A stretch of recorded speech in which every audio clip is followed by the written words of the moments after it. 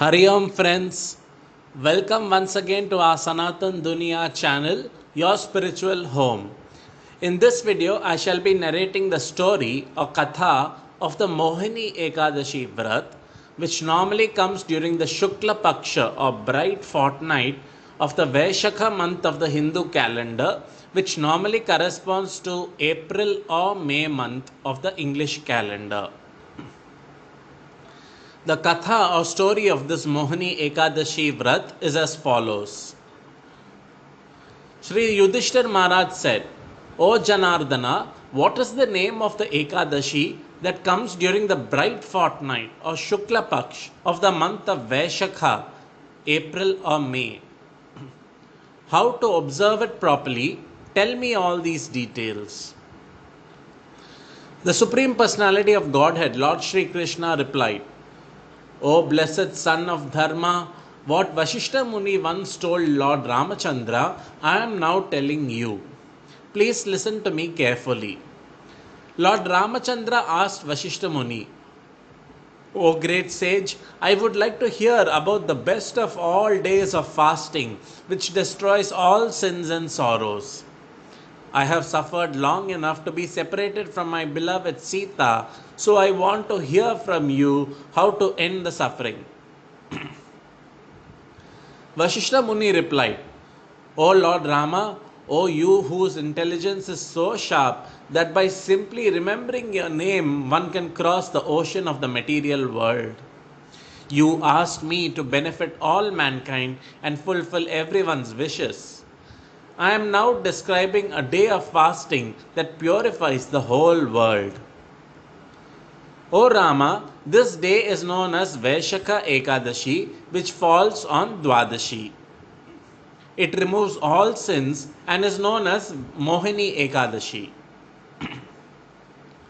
Indeed, O dear Rama, the merit of this Ekadashi frees the fortunate soul who observes it from the web of illusion. Therefore, if you want to alleviate your sufferings, observe this auspicious Ekadashi perfectly, as it removes all obstacles from the path and alleviates the greatest miseries. Please listen as I describe its glories, for one who even hears of this auspicious Ekadashi, the greatest of all sins will be removed. On the banks of the river Saraswati, once stood a beautiful city named Bhadravati, ruled by King Dyutiman. O Rama, that firm, truthful, and very intelligent king was born in the Luna dynasty, Chandravamsha. In his kingdom lived a merchant named Dhanpala who had a lot of grain and money. He was also very pious. Dhanpala arranged for the digging of lakes, the construction of sacrificial arenas, and the cultivation of beautiful gardens for the benefit of all the residents of Bhadravati. He was a great devotee of Lord Vishnu and had 5 sons, Sumana, Dyutiman, Medhavi, Sukriti, and Drishta Buddhi. Unfortunately, his son Drishta Buddhi was always involved in very sinful activities such as sleeping with prostitutes and associating with similarly degraded people. He engaged in illicit sex, gambling, and other sinful activities. He disrespected the demigods, devas, brahmins, ancestors, and other elders of the community and the guests of his family. This mean-spirited Drishta Buddhi used his father's wealth indiscriminately, always eating untouchable food and drinking too much alcohol. One day, Dhanapala threw Drishta Buddhi out of his house after seeing him walking on the road hand in hand with a well-known prostitute. From then on, all the relatives of Drishta Buddhi were very critical of him and distanced themselves from him as well. When he sold all his inherited jewelry and fell into poverty, the prostitute also left him and insulted him for his poverty. Drishtabuddhi was now full of anxiety and also hungry. He thought, what shall I do? Where should I turn? How can I support myself? Then he started stealing. The king's soldiers arrested him, but when they learned who it was, that his father was the famous Dhanapala, they released him. He was captured and released so many times. But finally, tired of his arrogance and total disregard for others and their property, the badly behaved Drishtabuddhi was arrested, handcuffed, and then beaten. After whipping him, the king's marshals warned him, "O evildoer, you have no place in this kingdom." But his father freed Drishtabuddhi from his trials, and he then immediately afterwards went into a dense forest. He wandered hither and thither, hungry and thirsty and suffering much. Finally, he began to kill the jungle animals for food: lions, deer, wild boars, and even wolves. His bow was always ready, and his quiver was full of arrows on his shoulder. He also killed many birds such as cuckoos, peacocks, storks, doves. He unhesitatingly killed many species of birds and animals to maintain his sinful lifestyle, and the sinful results piled up more and more every day.